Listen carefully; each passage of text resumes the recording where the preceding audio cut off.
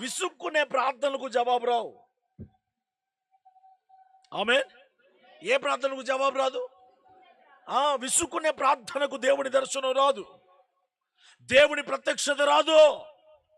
ఇన్ని గంటల అన్ని గంటల లేదో, సినిమా చూడటానికి 3 గంటలైనా 4 గంటలైనా 5 గంటలైనా బలోమని పరిగెత్తుతావే.